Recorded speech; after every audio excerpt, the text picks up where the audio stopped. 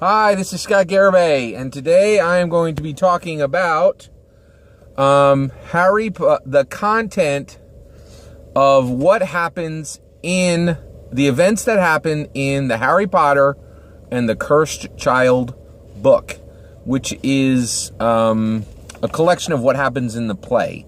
So it's the play script, and this is my opinion of what is my opinion of the events that happen in the book, okay, which is the play script.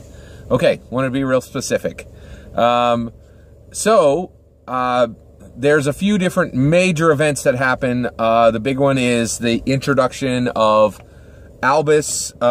We get to see Albus Potter. So Harry Potter's and Ginny Weasley's son, and then his entry into Hogwarts and his meeting of Scorpius Malfoy. And so Albus and Scorpius become good friends. And so I'm going to stop right there. I think all that's brilliant, right? So I absolutely love the events that happen in this play. So why is that? The biggest one is I give so much credit to J.K. Rowling for not making this a prequel. It's absolutely critical that, you know, she had the courage to allow this to go forward and allow another writer to write events that happened after book 7. That's fantastic. I really love that we're establishing that Albus does go to Hogwarts, that Scorpius Malfoy exists, that he is the son of Draco Malfoy, and that there is a friendship between the two of them. And it's brilliant because it's filled with drama. You know, both Draco and Harry, you know, I think Harry would be he would find it extremely problematic that his son would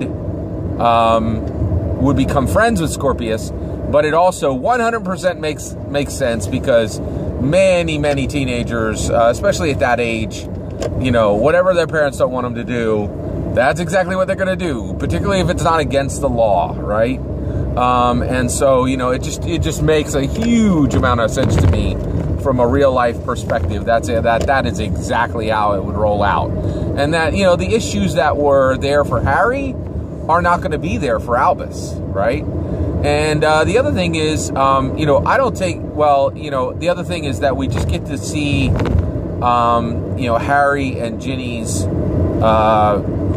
marriage has an output, right? So, you know, which is a child. So I think all that is really fascinating. The idea of, you know, just getting to see in live action the honoring of Albus Dumbledore's memory is really cool.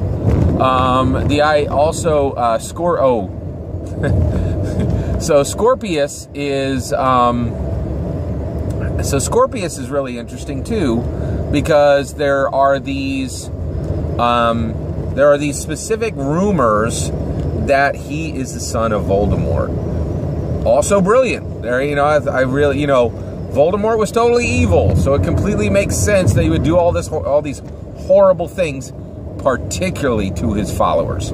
That is evil, right? And that is, I really do like how in Harry Potter and all the Harry Potter books, it has a real villain. It has a Voldemort real villain. And I believe in real villains in this world. There are real villains in this world. And I like the real world to be reflected in fiction. And I know it's very popular and very attractive for people to say, oh, well, you know, this person's just this way because they weren't raised the right way. If you understand their motivations, what they're doing really isn't evil. It's just a choice. And it hurts these people or it hurts that people. But, you know, Voldemort was just a straight up villain. And so to compound that, you know, saying not only did Voldemort hurt the people that he intended to hurt by the hundreds of thousands, if not millions, he really also hurt deeply the people that served him, right? And I think that, you know, evil is attractive, right? You know, it's the darkness, and it has all these stylistic elements that attract people. right? And so the more we see that, you know, especially in fiction, where you're going to go to, where you get to learn lessons without really, I think you often get to learn lessons without having the pain of seeing them directly. You get to really see that Voldemort was a straight up villain, and that when you serve a villain, you're going to get hurt in the long run, right? And boy, man, can you see that in the Harry Potter books. People who served Voldemort got hurt deeply. So, you know, and it also just shows what a terrible, terrible price the Malfoys paid for supporting Dumbledore, you know, or I'm sorry, for supporting Voldemort. And, you know, so really, really fascinating. The next thing is Cedric Diggory and Albus's and Scorpius's, you know, just absolute fascination with the death of Cedric Diggory, and how, you know, if we change this, it can change the world for in a better way. And I thought that was really cool, because I absolutely believe in these turning events, these special events where if this thing turns this way and happens in this particular manner, then that, you know, that's a whole different ball game. Like, that changes the entire world. It changes tons of lives that surround that event. And I think Cedric Diggory's death was absolutely a major turning point in the novels. It was shocking when I read it in you know, the Triwizard Cup book, and it's just great. You know, it's absolutely great event to think on, right? So, and it was just really cool the way the Time Turner came back, because I know that there are a lot of people out there complaining about it. I'm not complaining about it, and the reason why is the Time Turner was a major artifact. It was a magic item of immense power in the books, and they were respected as such. Like, there were entire books that turned around what the Time Turner could do, no pun intended there. And so I think it's absolutely correct that in the new book, in the 8th installment in the Harry Potter series, that the Time Turner is there, and it is still a massive artifact of power. And one of the things that's really interesting too is this book is canon. It is canon, right? So it is moving the entire Harry Potter world forward. And I think that's fantastic, because I really do like the idea that all of these things are not a prequel. And I give so much credit to J.K. Rowling. So, you know, I did one other video on this, and it was really more about the form factor around this play. But as to the events within the play, I am thrilled. I really like the idea of getting to see Albus and Scorpius, and establishing them within the wizarding world, and also letting us know that the Time Turner is still in play, all of that.